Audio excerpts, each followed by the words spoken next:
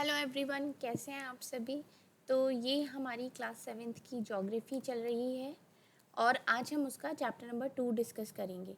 आपने सीटेट के एग्ज़ाम में एक चीज़ नोटिस करी होगी कि जो ज्योग्राफी वाला पोर्शन है वो काफ़ी लिमिटेड है। मतलब जैसे कि आपने देखा होगा कि जो हिस्ट्री वाला पोर्शन है, हिस्ट्री के जो टॉपिक्स हैं वो बहुत सारे टॉपिक्स हैं। पॉलिटिकल साइंस के भी काफ़ी सारे टॉपिक्स हैं, लेकिन जो सबसे कम पोर्शन दिया हुआ है वो आपका ज्योग्राफी का दिया हुआ है। और उसमें भी जो सबसे ज़्यादा क्वेश्चंस पूछे जाते हैं वो क्लास सेवेंथ की ज्योग्राफी से आपके डायरेक्ट क्वेश्चंस पूछे जाते हैं। तो इसलिए क्लास सेवेंथ की ज्योग्राफी के चैप्टर्स को डिटेल में करना, एकदम इन डेप्थ स्टडी करना बहुत ही ज़्यादा इम्पॉर्टेंट हो जाता है आपके लिए। तो पहला चैप्टर भी हमने बहुत अच्छी तरीके से समझ लिया था। उसमें आपने देखा था कि किस तरीके से ये डायरेक्टली क्वेश्चंस पूछे गए थे। इस बार भी क्वेश्चन पेपर में वहाँ से डायरेक्ट क्वेश्चन आया था और एक क्वेश्चन यहाँ से आया है। जब आप एसएसटी का पेपर आप स्टार्ट करते हैं तो उसमें जो फर्स्ट क्वेश्चन है वो ही आपका रॉक से है। ठीक है, मतलब इस चैप्टर में से आपका डायरेक्ट क्वेश्चन, पहला क्वेश्चन एसएसटी का रॉक से ही पूछा गया है। तो हम इस चैप्टर को डिटेल में स्टडी करेंगे। ठीक है, तो चलिए चैप्टर को स्टार्ट कर लेते हैं। और अगर चैनल पर पहली बार आए हैं तो चैनल को सब्सक्राइब भी करें। यहाँ पर मैं एसएसटी की आपकी प्रिपरेशन कराती हूँ, कंप्लीट प्रिपरेशन कराती हूँ सीटेट के एग्ज़ाम के लिए। ठीक है, अगर आपको एसएसटी का कंप्लीट एकदम डिटेल में सिलेबस भी चाहिए और कंटेंट भी कंप्लीट चाहिए विद पीवाईक्यूज, तो वो सब कुछ आपको एक ही जगह यहाँ पर मिलेगा। तो वीडियो को लाइक भी करें और चैनल को सब्सक्राइब भी करें। तो चलिए स्टार्ट करते हैं। आज का जो हमारा चैप्टर का नाम है वो है inside our earth. The earth our homeland is a dynamic planet. ये एक डायनामिक प्लानट है जहाँ पर ये हमारा घर है, मतलब हम रहते हैं यहाँ पर। It is the constantly under going changes inside and outside. इसमें क्या होते हैं, इसमें लगातार चेंजेस होते रहते हैं, चाहे वो इनसाइड हो चाहे आउटसाइड फॉर्म में हो। Have you ever wondered what lies in the interior of the earth? What is the earth made up of? आपको क्या लगा किस चीज़ से अर्थ बनी होती है? जैसे अगर हम इंटीरियर ऑफ अर्थ ये देखते हैं यहाँ पर, तो जो इसकी टॉप मोस्ट लेयर होती है उसको हम क्रस्ट बोलते हैं। क्या बोलते हैं? क्रस्ट बोलते हैं। उसके नीचे वाली जो ये लेयर होती है ये होती है आपकी लिथोस्फेयर। और उसके बाद आपका ये जो इतना येलो वाला पोर्शन है ये आपका होता है मेंटल। और ये वाली जो बाउंड्री होती है ये वाली, ये होती है आपकी कोर मेंटल बाउंड्री। और उसके बाद यहाँ पर ये होता है आपका आउटर कोर और ये होता है आपका इनर कोर। यहाँ पर पहुँचना इम्पॉसिबल है। अगर हम देखते हैं the deepest mine in the world is in South Africa. It is about 4 kilometre deep in the search for all oil engineers have dug a hole about 6 kilometre deep.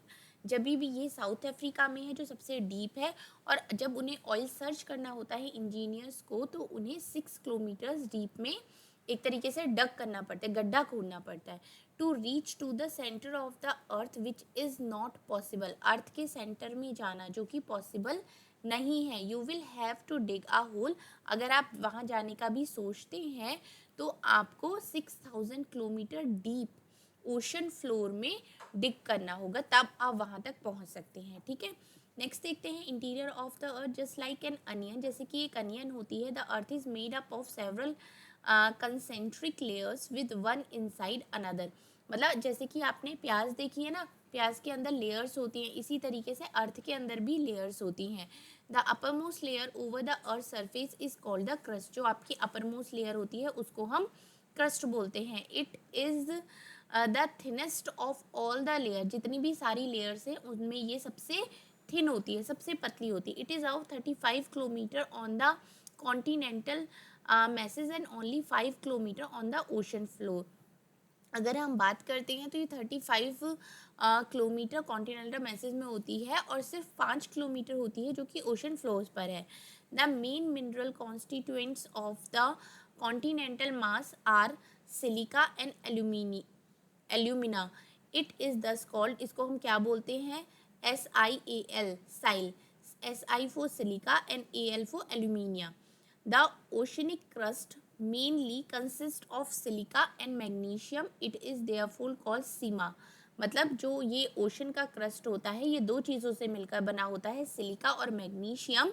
और इसको क्या बोलते हैं? सीमा बोलते हैं। Si for silica and Ma for magnesium. यहाँ पर आप देख सकते हैं ये है continental crust and oceanic crust. अगर ये हो गया यहाँ पर आपका कॉन्टिनेंटल क्रस्ट, ये वाला, ये हो गए आपके कॉन्टिनेंट्स। ठीक है, ये आपके यहाँ पर कॉन्टिनेंट्स आपको पटा दिख जाएंगे। ये हो गई उनका क्रस्ट। अगर ये ओशन की बात करते हैं तो ये आपका ओशन हो गया। ओशन के नीचे यहाँ पर ये वाला जो पोर्शन है ये आपका ओशनिक क्रस्ट हो जाता है।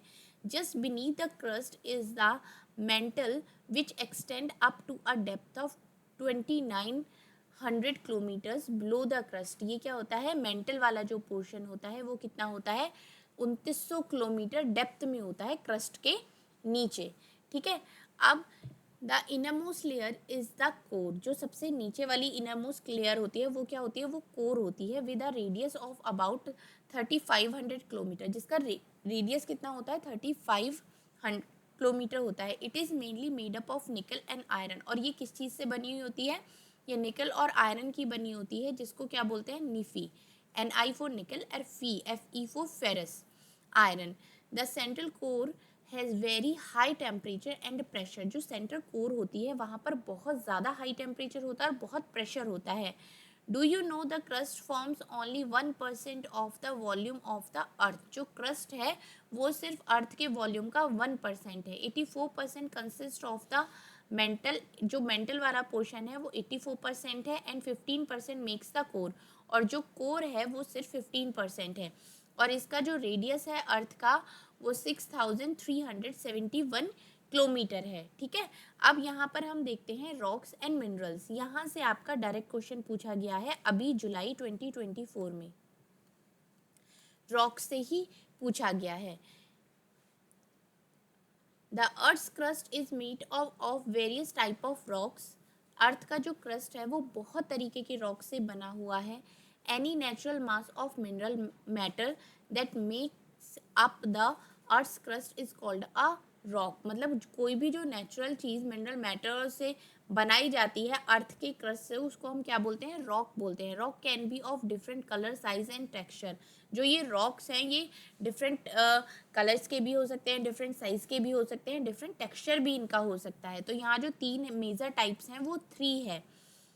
3 कौन कौन सी हैं यहाँ पर, इसमें फर्स्ट आ जाता है igneous rocks, sedimentary rocks and metamorphic rocks. कौन कौन सी होगी, igneous rocks, sedimentary rocks and metamorphic rocks. इन तीनों रॉक्स के बारे में ही आपसे क्वेश्चन पूछा गया था। अब देखते हैं ये क्या होती है। When the molten magma cools, जब वो ठंडा हो जाता है मैग्मा, इट बिकम्स सॉलिड, वो सॉलिड रूप में कन्वर्ट हो जाता है। Rocks thus form are called igneous rocks. उस टाइम पे जो वो रॉक्स बनती हैं उनको क्या बोला जाता है, उनको इग्नियस रॉक्स बोला जाता है। They are also called primary rocks. इनको क्या बोलते हैं, इनको प्राइमरी रॉक्स भी बोलते हैं क्योंकि ये सबसे पहले बनती हैं। अब जैसे कि सपोज ये है, यहाँ से आपका ये लावा निकल रहा है, ठीक है, लावा निकल रहा है, ये मैग्मा, ठीक है। जब ये ठंडा होता है, ठंडा होने के बाद ये बड़े बड़े रॉक्स में कन्वर्ट हो जाता है, तो उसको हम क्या बोलते हैं, इग्नियस रॉक्स बोलते हैं। और इनको प्राइमरी रॉक्स भी इसलिए पहले बोला जाता है क्योंकि मैग्मा ठंडा होने के बाद सबसे पहले ये वाली रॉक्स बनती हैं। और ये भी क्या होती हैं, ये भी 2 टाइप्स की होती हैं। इसमें फर्स्ट होता है इंट्रूसिव रॉक्स एंड दूसरा होता है extrusive rocks. Can you imagine lava coming out from the volcanoes? Lava is actually a fiery red molten magma coming out from the interior of the earth on its surface. अर्थ के अंदर से magma निकलता है red colour का और वो क्या होता है, अर्थ के सरफेस पर आता है। When this Merton lava come on the earth surface it rapidly cool down. और जब वो जिस स्पीड से वो आता है उसके बाद क्या होता है, जब आता है अर्थ के सरफेस पर तो वो बहुत ही जल्दी ठंडा होता है और बिकम सॉलिड, बहुत जल्दी सॉलिड हो जाता है। Rocks formed in such a way on the crust are called extrusive igneous rocks. मतलब इस तरीके की जो रॉक्स बनती हैं उनको क्या बोला जाता है, क्रस्ट पर जो इस तरीके की जो रॉक्स बन जाती है उनको बोला जाता है extrusive igneous rocks. They have a very fine grain structure, इनका बहुत ही फाइन ग्रेन स्ट्रक्चर होता है। For example basalt, the Deccan plateau is made up of basalt rocks. जो डेक्कन प्लेट्यूज है वो किससे बना हुआ है, वो बेसाल्ट रॉक्स से बना हुआ है। Sometimes the Merton magma cools down deep inside the earth crust. जो जैसे कि जो अर्थ के सरफेस पर मैग्मा कूल डाउन होने के बाद जो रॉक्स बनाता है उनको हम बोलते हैं एक्सट्रूसिव इग्नियस रॉक्स। और वही जब मैग्मा अर्थ के अंदर चला जाता है, अर्थ के अंदर जाके जब वो कूल डाउन होके रॉक्स बनाता है तो उसको क्या बोला जाता है, उसको इंट्रूसिव इग्नियस रॉक्स बोला जाता है। क्लियर हो गया, दोनों में डिफरेंस क्या हो गया, जो सरफेस पर है उसको एक्सट्रूसिव बोलेंगे, जो अंदर है, अंदर बनता है deep inside the earth crust, उसको हम क्या बोलेंगे, उसको इंट्रूसिव इग्नियस रॉक्स बोलेंगे। Since they cool down slowly they form large grains, जब ये धीरे धीरे ठंडे होते हैं तो क्या बनते हैं, ये लार्ज ग्रेन्स बनाते हैं। Granite is an example of such a rock, अगर हम बात करें तो जो ग्रेनाइट होता है ये इस टाइप की रॉक्स का एग्जाम्पल है। Grinding stones use to prepare paste powder of spice and grains are made of granite. Rocks roll down, rocks क्या होती हैं, वो रोल डाउन होती हैं, क्रैक होती हैं, टूट जाती हैं, एक दूसरे को हिट करती हैं, are broken down into small fragments, और वो क्या करती हैं, अपने छोटे छोटे पार्ट्स में टूट जाती हैं। These smaller particles are called sediments, और ये जो स्मॉलर पार्टिकल्स होते हैं इनको क्या बोला जाता है, इनको सेडिमेंट बोला जाता है। These sediments are transported and deposit by wind, water and etcetera. ये क्या होते हैं, जितने भी सेडिमेंट्स होते हैं, ट्रांसपोर्ट मतलब जब हवा आ गई या पानी आ गए तो उस एक जगह से दूसरी जगह तक चले जाते हैं। These loose sediments are compressed and harden to form layers of rocks. These type of rocks are called sedimentary rocks. इस तरीके की जो रॉक्स होती हैं उनको क्या कहा जाता है, उनको सेडिमेंट्री रॉक्स कहा जाता है। For example sandstone is made from grain of sand, जो सैंडस्टोन है वो सैंड के ग्रेन से बना है। दीज रॉक्स में also contain fossil of plants, in rocks में क्या क्या होता है, फॉसिल ऑफ प्लांट्स भी होता है, एनिमल भी होता है, एंड अदर माइक्रो ऑर्गेनिज्म भी होते हैं that once lived on them, जो कि उनमें जीते हैं।